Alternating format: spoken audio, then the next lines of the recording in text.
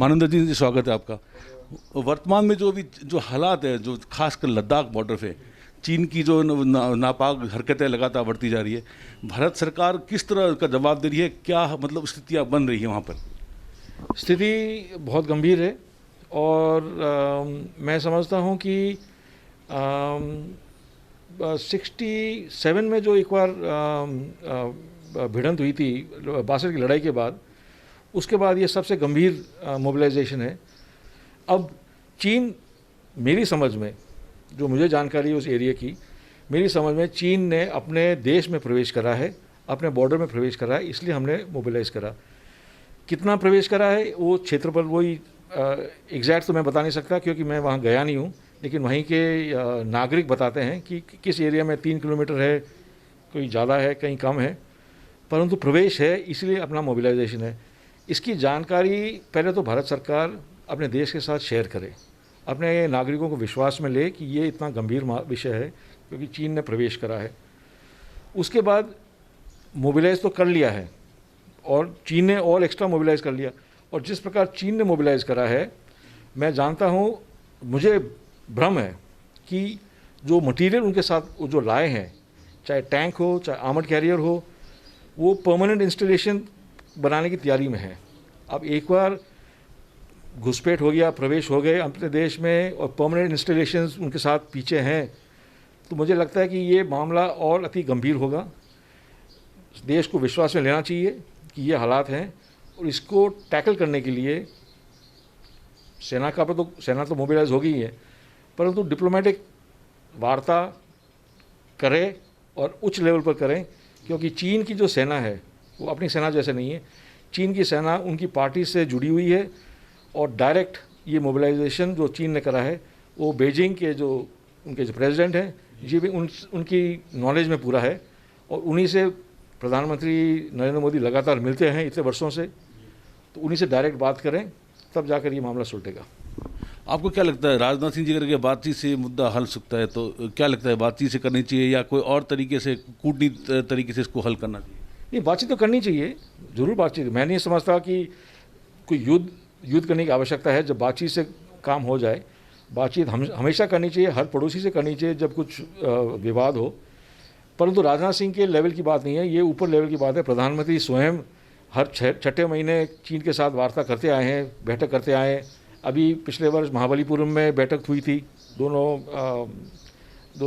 नेताओं की, तो उनके साथ प्रधानमंत्री स्वयं ही बात करें, तब जाकर ये मामला सुलटेगा। अमेरिकी राष्ट्रपति डोनाल्ड ट्रंप ने भी अभी मध्यस्थता करने की बात कही है, इसमें इसकी क्या ज़रूरत हो सकती है? क्या वाकई ये भारत को इसकी ज़रूरत पड़ेगी?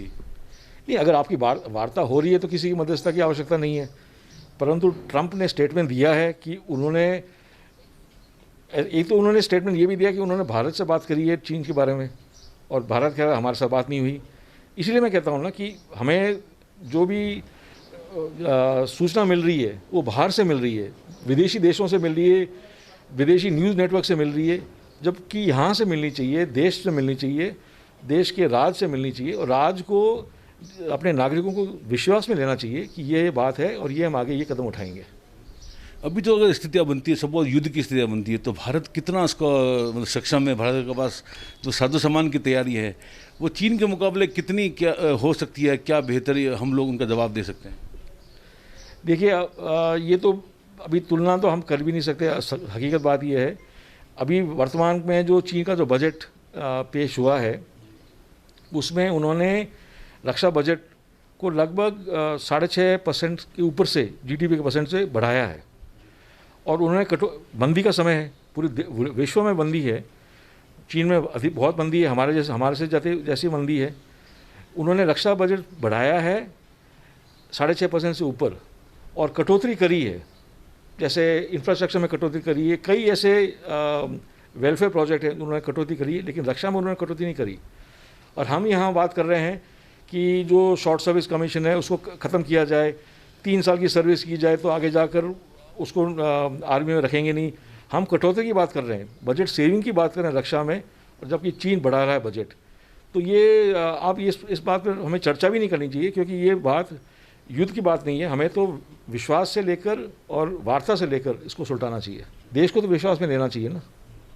एक और महत्वपूर्ण, चीन की जो हिमाकत है वो वेस्टर्न बॉर्डर में बढ़ती जा रही है, खासकर जो है तेल गैस के कुएं पे काम करने के नाम पे है, चाहे कोई और खनिज पे काम पे है, उसकी प्रेजेंस जो है पूरा वेस्टर्न बॉर्डर में, खासकर जैसलमेर बाड़मेर इलाके में बढ़ती जा रही है। कितना खतरा माना जा सकता है चीन की इस वेस्टर्न बॉर्डर में प्रेजेंस, क्योंकि विशेषज्ञ उसके यहाँ पे लगातार आते रहते हैं? नहीं, वो तो आएंगे। चीन को मौका मिल गया। पाकिस्तान की जो इकोनॉमी ऐसी है, वो उन्होंने तो अपने आप को गिरवी रख दिया चीन के हाथ में, तो वो तो चीन को मौका मिल गया तो वो ज़रूर उसका फ़ायदा उठाएंगे। पर यहाँ से वेस्टर्न बॉर्डर से आक्रमण करे ये कोई संभव ही नहीं है, क्योंकि इनका इतना प्रेजेंस नहीं है यहाँ। जो ट्रू प्रेजेंस चाहिए ना, सैनिक चाहिए, शस्त्र चाहिए, वो इनके पास यहाँ है नहीं, ना भी यहाँ आने की आवश्यकता भी है। यहाँ चीन के सैनिक लड़ाई भी नहीं कर सकते, क्योंकि उनके पास इतना सामग्री भी नहीं है। लेकिन पाकिस्तान को यदि युद्ध का पाकिस्तान से होता है तो वो सपोर्ट कर सकते हैं यहाँ पे? हाँ, यहाँ सपोर्ट करेंगे। अगर युद्ध हो पाकिस्तान के साथ वेस्टर्न साइड में, तो वो सपोर्ट करेंगे। मैंने टेक्नोलॉजी के हिसाब से करेंगे, कुछ ड्रोन दे देंगे, कुछ ये दे देंगे, जो सब पहले भी दे रहे हैं, परंतु उनके सैनिक यहाँ लड़ें ये संभव नहीं है। सीपीसी जो चाइना पाकिस्तान कॉरिडोर का भी काम चल रहा है, उसमें भी चीन की काफ़ी वहाँ पे प्रेजेंस है। हाँ, बहुत बड़ी प्रेजेंस है, क्योंकि मैंने आपको जैसे पहले बताया, पाकिस्तान ने तो अपनी इकोनॉमी पूरी गिरवी रख दी है चीन के हाथ में। तो और वो जिस प्रकार उन्होंने लोन लिए हैं सीपीईसी के लिए, वो लोन कभी चुका ही नहीं सकते। और ये लोन ऐसा सिस्टम है चीन के साथ कि वो जैसे दीमक मकान को खाता है, तो चीन पाकिस्तान को और आगे अधिक खा जाएगा। अब मेरा एक महत्वपूर्ण सवाल, चाइना सामान का क्या मतलब उसको विरोध करना चाहिए देश में, या इंडियन गवर्नमेंट को भी ये पूरा उस पर बैन लगाना चाहिए, ताकि चाइना को कम से कम उसकी जो इकोनॉमी जो भारत पे काफ़ी डिपेंड रहता है, तो उसको लेके क्या कदम उठाना चाहिए? आपकी जो राय क्या कैसे? देखिए, अभी अगर हमें आगे बढ़ना है, मैं तो वित्त विशेषज्ञ हूँ नहीं, लेकिन हमें आगे बढ़ना है तो ट्रेड के बिना हम आगे बढ़ नहीं सकते। और हम किसी का ट्रेड रोकेंगे तो हमारा ट्रेड रुकेगा, कहीं ना कहीं रुकेगा। इसमें मैं ये कोई समझदारी की बात नहीं मानता। ट्रेड करना चाहिए, ट्रेड से विश्वास और बढ़ता है आपस में। जो कुछ हम यहाँ बनाते नहीं हैं, क्योंकि वो ज़्यादा सस्ता मिलता है, तो अपने जो ग्राहक हैं उनके लिए फ़ायदा ही है। फ़ायदा तो देश को होना चाहिए। जब हम आत्मनिर्भर किस में बन सकते हैं?